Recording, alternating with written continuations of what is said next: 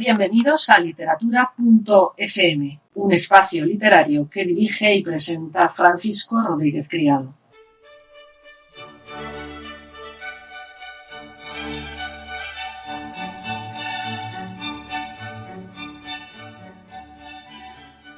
Bueno, pues bienvenidos a un nuevo episodio de literatura.fm. Os habla como siempre vuestro amigo narrativo Francisco Rodríguez Criado, escritor y corrector de estilo. Y hoy, 31 de mayo de 2022, precisamente vamos a hablar de la corrección de estilo o de algo que tiene que ver mucho con el lenguaje, ¿no? Resulta que la mítica editorial Cuadernos Rubio, quien no lo ha usado alguna vez en el colegio, pues ha hecho un listado con las que son, según ellos, las 10 faltas de ortografía más habituales entre niños y adolescentes. La editorial, que cuenta desde 2008 con una fundación centrada en la integración del colectivo de riesgo en exclusión, pues ha señalado la dejadez en el lenguaje y la pérdida del hábito de escribir a mano como las causas de que los alumnos cometan tantas faltas de ortografía que al parecer van creciendo, es decir, cada vez cometen más faltas, ¿no? Pero eso de la dejadez en el lenguaje es en sí misma una mega causa, una causa demasiado general, y yo me he tomado la libertad de añadir al menos 2 motivos más concretos. Uno sería el déficit de lecturas, y no solo entre los jóvenes. Os voy a dejar la URL de un artículo que escribí en mi columna de Periódico de Extremadura, Escritores que no leen. Y por otra parte, yo señalaría la percepción de que en ciertos ámbitos escribir mal mola, es divertido, es sinónimo de estar en la onda, ¿no? Y también os voy a poner en las notas del programa otros 2 artículos en esta línea, que es Hola, ¿qué hace? Y Leer poco y mal. Pero no va este podcast sobre los motivos por los que se cometen tantas faltas de ortografía hoy día entre chicos y chicas que están en edad formativa. No, lo que voy a hacer es repasar cuáles son esas 10 faltas de ortografía más habituales que señala Cuadernos Rubio. Las comento brevemente y pongo algunos ejemplos, ¿no? Yo creo que os puede venir bien para detectar cuáles son esas faltas de ortografía por si las cometéis, y sobre todo, que es lo más importante, para tratar de evitar seguir escribiendo esas faltas de ortografía, ¿no?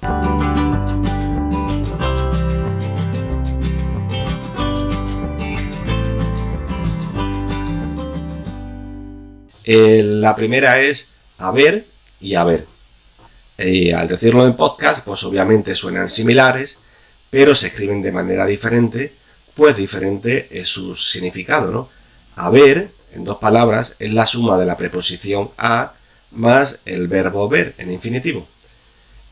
Haber, en una sola palabra con H y con B, es el infinitivo del verbo haber, y debería ser fácil distinguir a ambos, pero doy fe de que no es así, ¿no?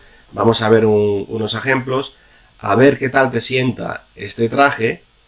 Ese sería un ejemplo de haber en 2 palabras, con la preposición a y luego el verbo ver con V. Y llegas tarde y ahora te quejas. Punto. Haber venido antes. Aquí lo que estamos utilizando es un infinitivo, luego viene el participio del verbo venir, ¿no? Pongo como truco que puedes cambiar haber en 2 palabras por veamos. Si no hay cambio de significado, es que es correcto, ¿no?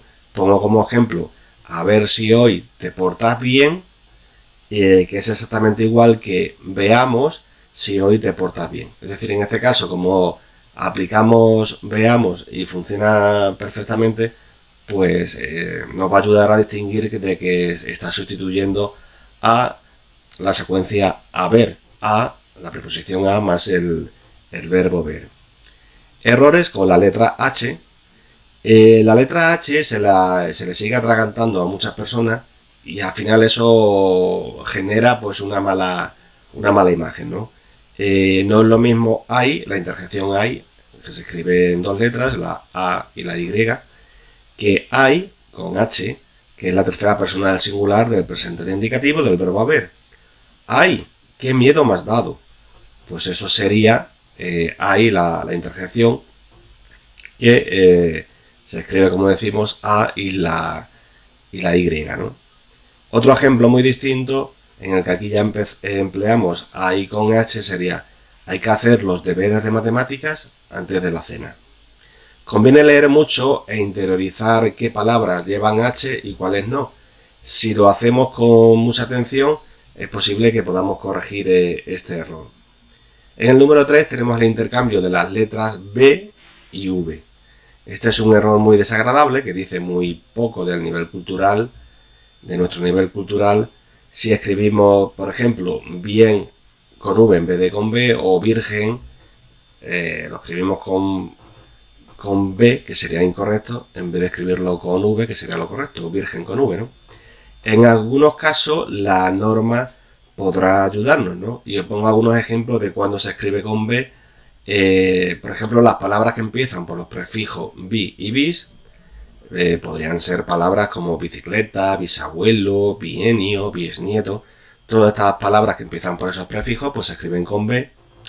Aquellas palabras en las que el sonido B va seguido de una consonante: blusa, brisa, afable, público. Y otro caso más, un tercer caso, después de la letra M: ambiguo, ámbito, umbroso, ámbar. Hay más ejemplos, pero yo simplemente os estoy dando algunos. Si queréis profundizar más, pues podéis consultar alguna guía de escritura, algún manual, o consultar la RAE, ¿no? La cuarta falta habitual sería el uso incorrecto de la G y la J. Es muy habitual leer incorrecciones como garaje con G o bricolaje con G en vez de garaje con J o bricolaje con J. Me estoy refiriendo, claro, a la última sílaba. Aún más graves son delitos lingüísticos como gente con J o genio también con J en vez de gente con G y genio con G. Recuerda que se escribe G en palabras terminadas en gia, gio, guión, por ejemplo, magia, regio y religión. En palabras terminadas en gen, que podrían ser margen, origen, fulgen, que sería la abreviatura de Fulgencio, y después de las sílabas al, ar, an. Y pongo 3 ejemplos: álgido, argentino, ángel. El número 5 serían aquellas palabras que se abrevian de manera incorrecta. Sea por pereza, por moda o por ahorrar tiempo, muchos usuarios tecnológicos abrevian palabras de modo espurio, pervirtiendo así nuestra hermosa lengua. Ocurre con el famoso hola que hace. Ya os he dicho que pondré la URL de un artículo que publiqué al respecto. Hola, como la ola de mar, que sería la K de kilo E y ase, A-S-E. Es decir, 3 palabras, ninguna de ellas escrita correctamente, y lo correcto sería hola, coma, se abre interrogación, ¿qué haces? Y se cierra interrogación, ¿no? Este hola, ¿qué haces? Como el estandarte de una generación o de la parte de esa generación que escribe poco y mal. Es habitual ver en Facebook o en Twitter los pronombres abreviados de manera incorrecta. Se utiliza la M en vez del pronombre me, se pronuncia la T en vez del pronombre T, la conjunción que la escriben con una K de kilo. Y un ejemplo podría ser: me ha dicho Juan que te vengas a tomar unas birras. Y tal como se suele o se puede leer, escriben me en vez de me, escribe la K de kilo en vez de la conjunción que, y una T suelta en vez de T, ¿no? Del pronombre T. Otras abreviaturas que convendría evitar serían DND, que sustituye a donde, KACS en 2 palabras, la primera una K y luego ACS, que significa ¿qué haces? PF significa por favor, TB significa también, salud y el número 2 a continuación pegado, saludos, la XK, 2 letras nada más, que sería por qué o bien porque, ¿no? Conjunción causal. En el número 6 tenemos imperativos mal construidos. Escribir un infinitivo, en vez de un imperativo es otro de los 10 errores lingüísticos más comunes. Tal vez escribimos venir en vez de venit, terminado en D, porque la terminación de esa palabra cuando lo hacemos en D es más indigesta, nos cuesta más pronunciarla que cuando termina en R. Venir parece que es más sencillo, ¿no? Pero lo adecuado es construir los imperativos como corresponde. Corred, esperad, empezad, etcétera, ¿no? Tampoco ayuda mucho la RAE cuando acepta iros en vez de idos, que ha sido siempre lo normativo, ¿no?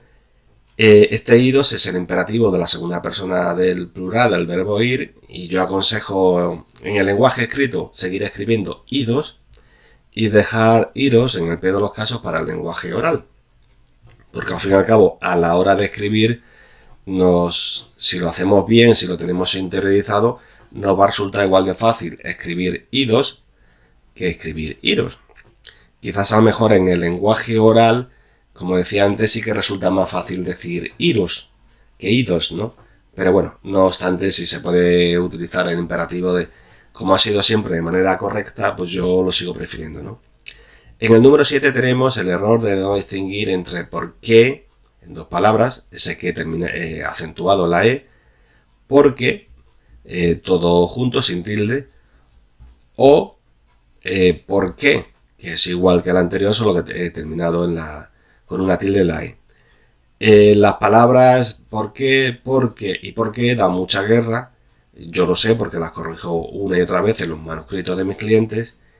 Y en este caso, a esos 3 ejemplos que ha puesto Cuaderno Rubio, yo añadiría la secuencia de dos palabras porque, en dos palabras, la preposición por y la conjunción que, pues en ocasiones también nos veremos obligados a escribirla, ¿no? Tenemos que saber cómo se escribe bien, ¿no?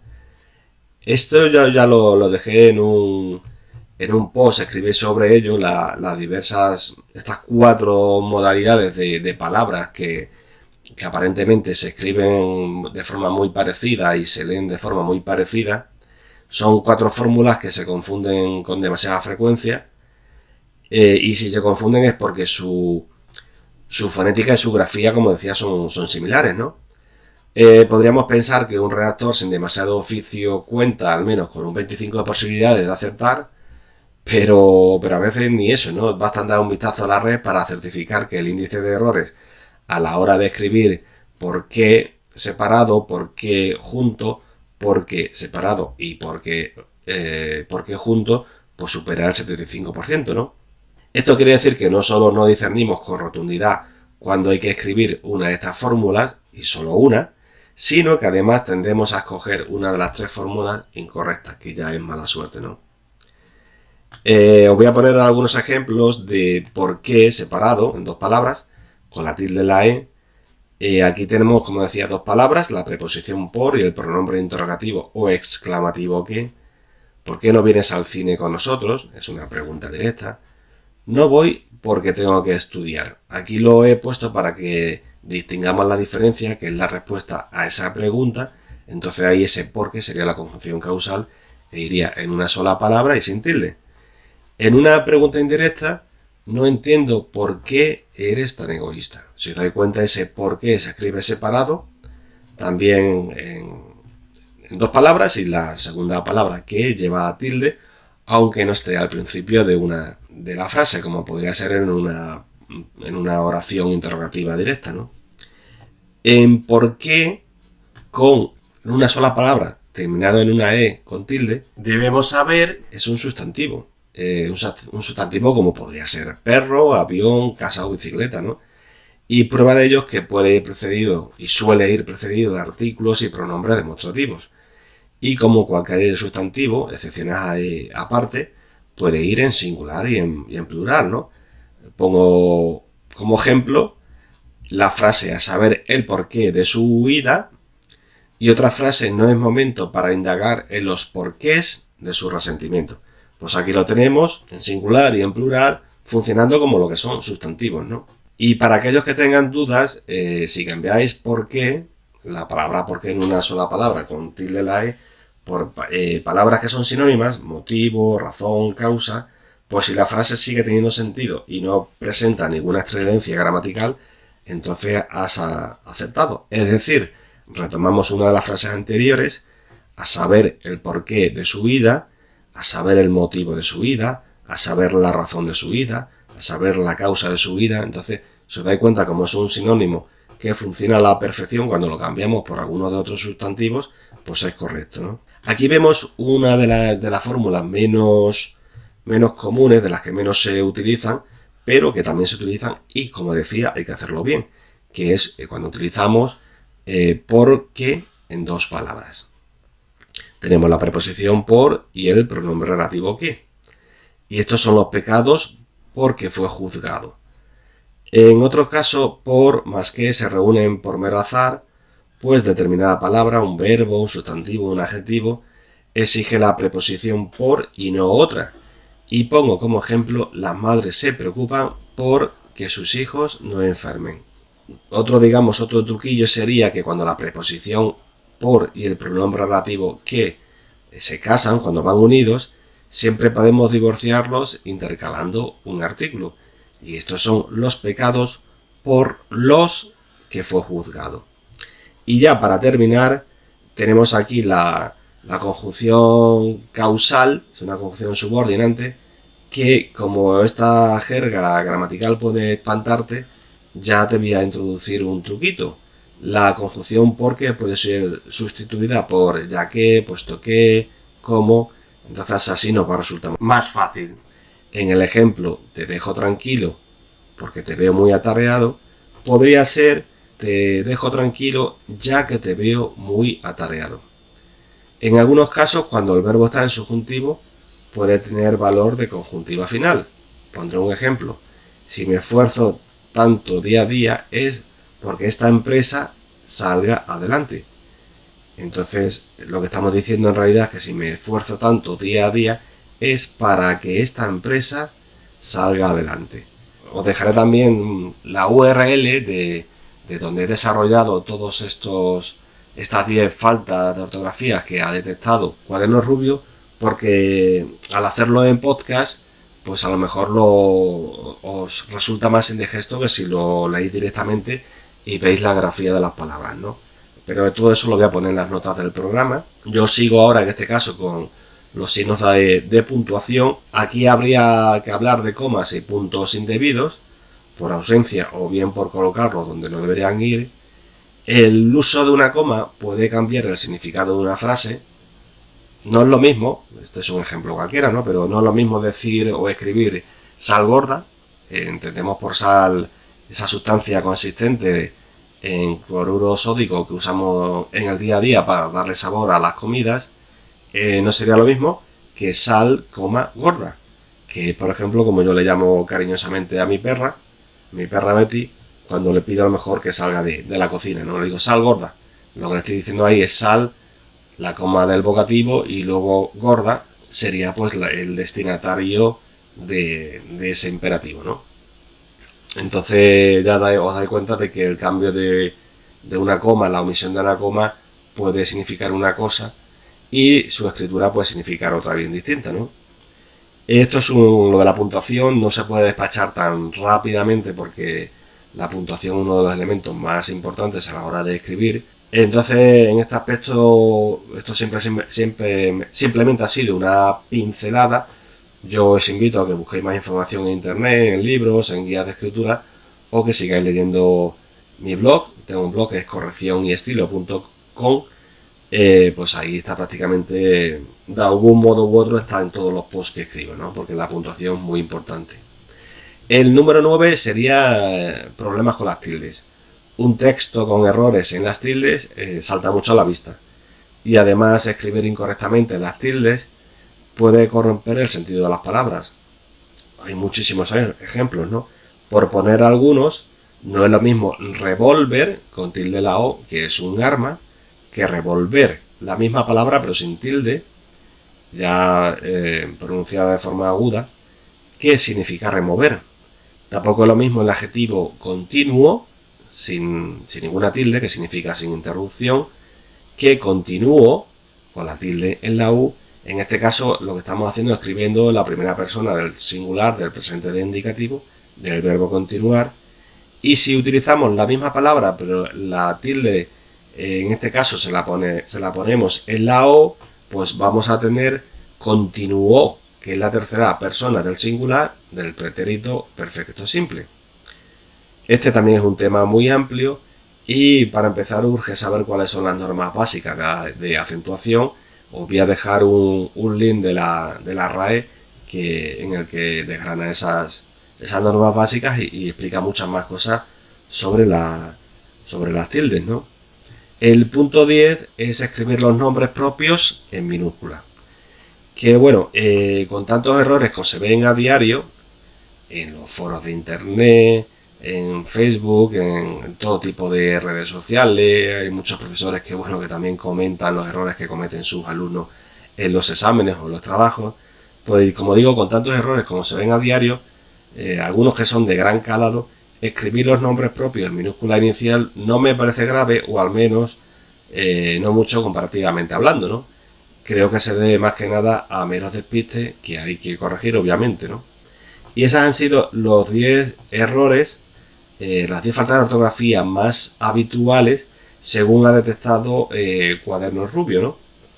También os voy a poner en las notas del programa un post que se sigue leyendo bastante, que en el titulado 101 errores de escritura habituales, que desarrollé con tiempo y paciencia. Un poco lo que ha hecho Cuadernos Rubio con 10 errores, yo lo hice con 101, ¿no? Entonces os pongo también de forma muy esquemática y rápida los ejemplos de esos errores y cómo corregirlos, ¿no? Y eso ha sido todo por hoy. Espero que os haya interesado este episodio de literatura.fm, el número 86. Lo voy a recargar en los comentarios de todos los links que he comentado y con los que podéis ampliar información. Y bueno, yo os invito a hacer justo lo contrario de lo que está haciendo mucha gente joven, ¿no? Que es escribir mal de cualquier manera, haciendo valer de algún modo de que eso es molón. Yo creo que no es nada molón y genera muy mala imagen, crea muy mala imagen, y en algunos casos, en no pocos casos, escribir incorrectamente os puede dar algún pequeño o no tan pequeño disgusto, ¿no? Ya sabéis que a la hora de encontrar un trabajo, en algunos casos, escribir falta de ortografía os puede echar para atrás. Algún día hablaremos de todos los casos en los que escribir incorrectamente puede ser un déficit, ya lo es, pero puede ser un déficit a la hora de conseguir vuestros objetivos. Se despide de vosotros, como siempre, Francisco Rodríguez Criado, escritor y corrector de estilo, y espero encontrar un huequecillo para seguir grabando podcast de literatura.fm que os pueden valer para tener algunos conocimientos más sobre el buen uso de nuestra lengua, de la escritura de nuestra lengua, del castellano. Muchas gracias a todos por estar ahí. Hasta otra, gracias.